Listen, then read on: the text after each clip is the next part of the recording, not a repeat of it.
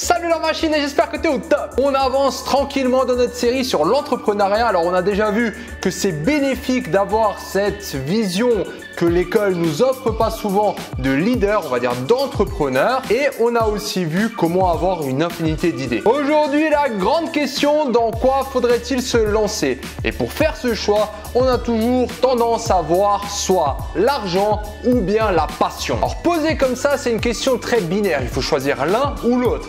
Alors qu'on pourrait faire un petit mix et choisir les deux. Mais ça, on va y venir un peu plus tard. Je sais que la bonne réponse à donner, c'est suis ta passion, allez! Alors que la plupart des cas, on dit ça et derrière, c'est argent, argent. Mais voici à mes yeux pourquoi faire une activité sur laquelle t'espères vivre à long terme, uniquement basé sur l'argent, c'est du suicide. La première raison, c'est quelque chose de complètement rationnel qu'on peut facilement démontrer. Tu sais que moi, je suis quelqu'un d'hyper optimiste, on peut voir ça comme ça, de motivé aussi.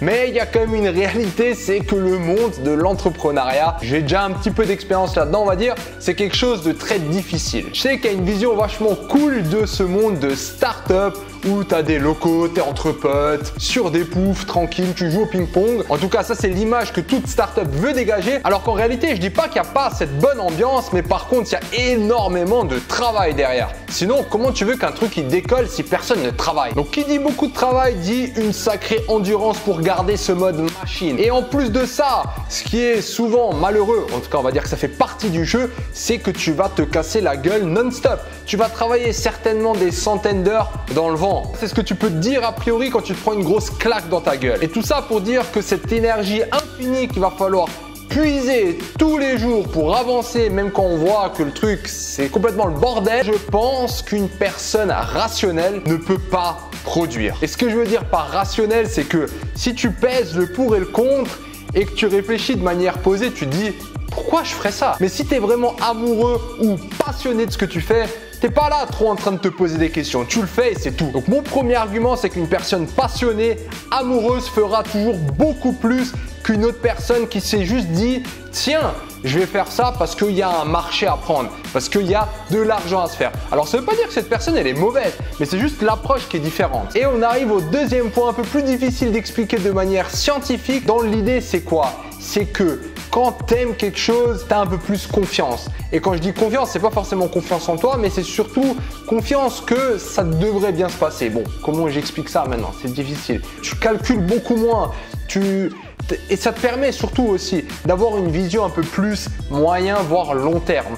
Tu n'es pas constamment en train de te dire je vais faire ça pour recevoir ça. Ça, c'est vraiment une vision beaucoup plus court terme où tu penses action, revenu, action, rentabilité. Si tu es plus en mode passionné, tu te dis juste ça semble bien, je sens que ça va aider, je vais le faire et puis on verra ce qui se passe. Ça, personnellement, c'est le genre de petites intuitions qu'on a notamment eu aussi avec les événements en direct. On ne s'est pas dit oui, comment on va calculer ça parce que clairement, il n'y a rien de rentable là-dedans et il n'y a même rien de vraiment rationnel.